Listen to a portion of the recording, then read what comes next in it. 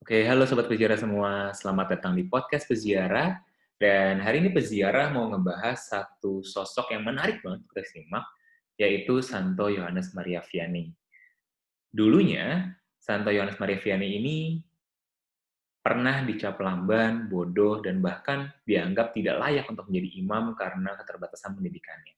Tapi siapa sangka, setelah dia menjadi imam, lalu kemudian ia mampu mempertobatkan begitu banyak orang, dan bahkan diangkat menjadi santo. Santo pelindung para pastor paroki. Wah, keren banget ya. Tapi sebelum kita simak lebih lanjut tentang kehidupan Santo Yohanes Maria Vianney, kita buka dulu dalam doa ya. Dalam nama Bapa dan Putra dan Roh Kudus. Datanglah ya Roh Kudus, penuhilah hati umatmu dan nyalakanlah di dalamnya api cintamu. Putuslah rohmu, maka segala sesuatu akan diciptakan lagi, dan engkau akan membaharui muka bumi. Ya Allah, engkau telah mengajar hati umatmu dengan terang Roh Kudus. Berilah supaya dalam roh yang sama ini kami senantiasa berpikir benar dan bijaksana, serta selalu gembira karena lipurannya. Demi Kristus Tuhan kami. Amin. Oke, Sobat Peziarah semua, sebelum kita bahas Santo Vianney lebih lanjut, jangan lupa like, comment, dan subscribe YouTube Peziarah Katolik ya, supaya kita bisa ngebangun YouTube ini secara bersama-sama. Oke, nah siapa sih sosok Santo Vianney ini? Nama lengkapnya adalah Jean Baptiste Maria Vianney. Kemudian sangat dikenal dengan sebutan Sang Pastor dari Ars, karena memang ia mengabdikan diri di Ars. Lahir di Dardilly, tak jauh dari Lyon, di Perancis pada tanggal 8 Mei 1786. Nah, yang menarik nih Sobat Peziarah semua, menurut legendanya, ini Santo Vianney ketika masih bayi, di kisaran usia 18 bulan, itu kata pertama yang keluar dari bibirnya bukan ayah, ibu, tapi yang keluar adalah Yesus dan Maria. Wow. Dan bahkan gerakan pertama yang kemudian bisa dilakukan dengan menggunakan tangannya itu adalah gerakan membuat tanda salib. Ini adalah gerakan yang selalu diajarkan oleh ibunya. Jadi memang kehidupan keluarga Santo Vianney ketika kecil itu keluarganya memang sangat saleh, sangat bersahaja, sangat taat dengan Tuhan Yesus, sangat religius. Jadi memang sudah diajarkan sejak kecil untuk menjadi pribadi atau tokoh yang juga baik dan saleh. Nah, karena hal tersebutlah Vianney remaja ini memiliki kemantapan hati nih untuk menjadi seorang imam. Tapi awalnya ayah Vianney nolak karena kehidupan mereka ini tidak terlalu baik kondisi keuangannya. Jadi ayah Vianney ini takut kalau misalkan ia tidak mampu membiayai sekolah Vianney kecil. Dan juga ia nih membutuhkan tenaga Vianney untuk bekerja di pertanian. Karena pada saat itu keluarga mereka memang bekerja di bidang pertanian dan juga punya beberapa lahan tanah ya untuk digarap. Nah, perubahan terjadi ketika pada tahun 1806, itu Pastor A.B. Bailey membuka sebuah sekolah kecil di pastoran. Dan karena ada sekolah ini, itu keinginan Vianney untuk bersekolah menjadi seorang imam itu semakin terlihat, semakin tampak, dan semakin menggebu-gebu. Sehingga akhirnya ayahnya melihat keseriusan dari Vianney dan kemudian mengikhlaskan. Tapi ternyata rintangan dari Santo Vianney ini tidak hanya ketika ayah nolak teman-teman. Tapi ternyata Pastor A.B. Bailey ini ternyata pernah juga untuk menolak Vianney karena waktu itu pendidikan Vianney tidak memadai. Dan juga usia Vianney ini sudah 19 tahun, jauh lebih senior daripada usia teman-teman yang lain.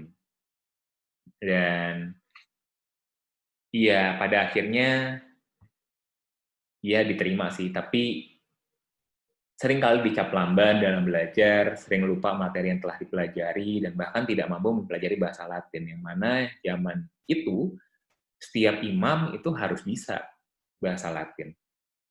Gitu. Nah, terkait dengan penolakan yang dialami oleh Vianney kecil, seperti kita juga, dia juga patah semangat di awal.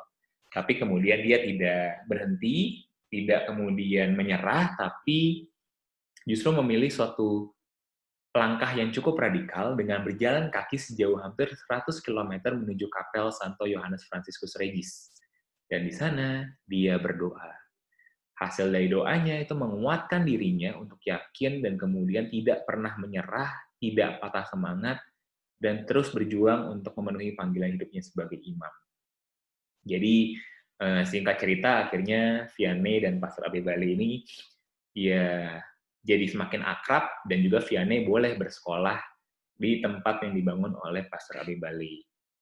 Hingga akhirnya di usia 27 tahun, Vianney diizinkan mengikuti studi filosofi di Verrières.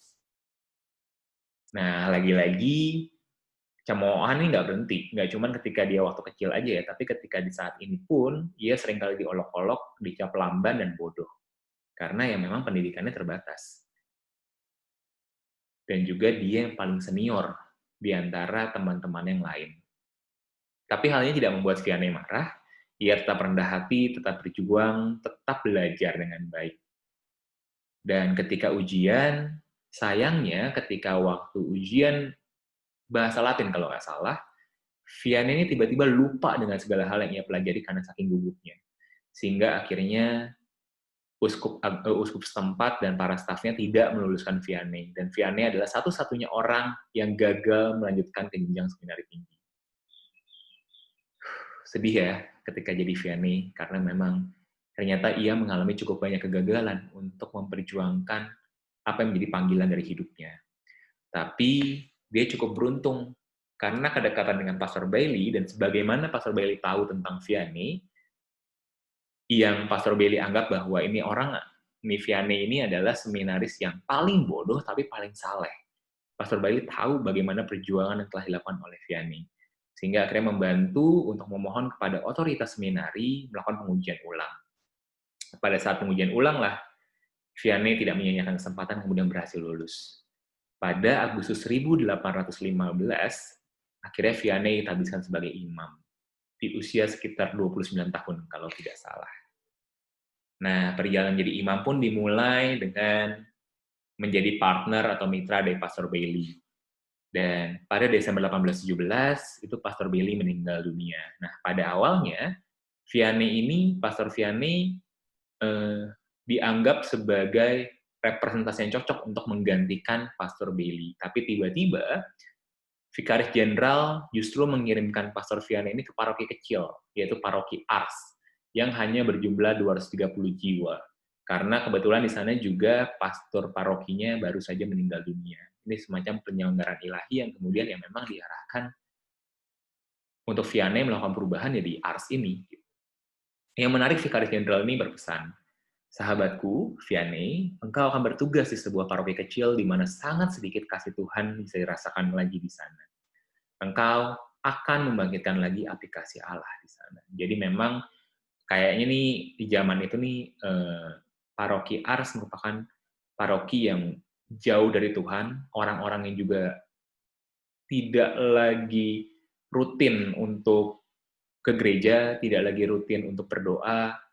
Iya, bahkan katanya ketika Pastor Vianney datang, itu umat di paroki tersebut sangat dingin dengan Pastor Vianney. Tapi Pastor Vianney nggak hilang akal. Dia ternyata mampu mempertobatkan penduduk Ars dengan caranya yang menarik. Jadi caranya, kalau sekarang mungkin kita kenal dengan belusukan kali ya. Jadi Pastor Vianney itu setiap hari itu keliling ke rumah-rumah. Karena kan memang kecil ya, cuma 230 jiwa. Mungkin kakaknya itu nggak nyampe 100 berarti kan. Datang setiap hari berkunjung ke rumah-rumah, lalu ikut ngobrol, ikut perjamuan makan malam, meskipun Pastor Vianney tidak pernah makan, tapi ia selalu berusaha menyelipkan tentang cerita-cerita terkait dengan iman, kerajaan Allah, surga, dan sebagainya. Tapi tidak memaksa kepada para masyarakat di sana. Sehingga lama-kelamaan nih mereka nyaman dengan keberadaan Pastor Vianney, merasa bahwa ceritanya, keluh kesahnya, curhatnya didengar oleh Pastor Vianney dan jadi teman. Gitu. Sehingga pada akhirnya lama-kelamaan juga para masyarakat di sana kemudian merasa butuh untuk bertobat dan kemudian kembali untuk ke gereja. Gereja yang awalnya sepi sekali, kemudian pelan-pelan menjadi semakin penuh, dan selalu penuh. Maka itu Pastor Vianney pun dijuluki imam dari Ars dan sangat menekankan pentingnya sakramen Maha Kudus dan juga perkumpulan Ekaristi. Nah, berita tentang Pastor Vianney yang mampu mempertobatkan penduduk Ars kemudian terdengar ke Saint-Thérault, Perancis, bahkan mungkin ke luar negeri kali ya, ke luar Perancis juga. Sehingga banyak sekali orang yang kemudian datang ke Ars untuk bertemu dan mencari Pastor Vianney. Dan gampang ketemunya. Cari aja kamar pengakuan Sang Imam Suci. Kamar pengakuannya yang ada Pastor Vianney. Karena pasti Pastor Vianney itu kebanyakan waktunya dihabiskan dalam kamar pengakuan. Dan karena memang sangat banyak antriannya, itu rumornya, legendanya, itu ada 400 pengakuan dalam satu hari yang harus didengarkan oleh Santo Vianney. Sehingga memang pendek-pendek pengakuan yang dilakukan. Karena memang sangat banyak yang mau mengaku dosa. Maka Santo Vianney pun dikenal juga dengan Bapak Pengakuan. Nah, yang menarik, Sobat Peziarah semua, Pastor Vianney pun kerap kali diganggu oleh iblis. Jadi Pastor Vianney selalu bertarung dengan iblis. Hampir setiap malam yang membuatnya tidak bisa tidur. Tapi ia tidak menyerah dan ia tahu bahwa ini justru adalah pertanda baik. Kenapa? Karena biasanya setelah Pastor Vianney diganggu oleh iblis, esokannya pasti ada pendosa berat yang mau bertobat dan mengaku dosa. Keren banget ya. Dan ya begitulah kisah kehidupannya Santo Yohanes Maria Vianney, perjalanan hidupnya hingga ia melakukan berbagai tugas yang kemudian menjadi tugas kesehariannya, dan itu sangatlah berat. Beberapa kali ia memilih untuk meninggalkan Ars, beristirahat di biara, tetapi kemudian selalu diseret oleh umatnya di Ars. Ini menandakan bagaimana Santo Vianney sangat-sangat dicintai oleh umatnya, dan umatnya tidak mau kehilangan dirinya.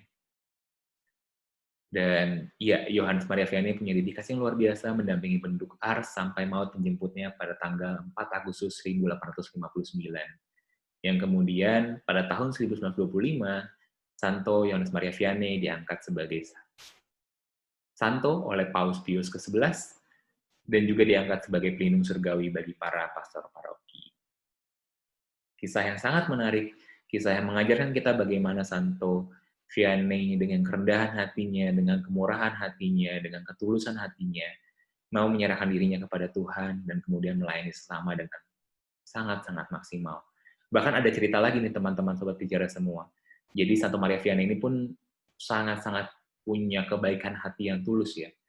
Sangat sering untuk berderma juga, berdonasi, lalu juga sangat peduli terhadap sesama. Jadi ada kisah Santo Maria Vianney ini sampai tidak makan selama beberapa lama karena makanannya diserahkan kepada mereka yang miskin. Sehingga Santo Maria Vianney ini tampak letih, lesu, lemas, gitu. Dan cukup banyaklah kisah-kisah lainnya. Mungkin kita bisa bahas di episode-episode selanjutnya.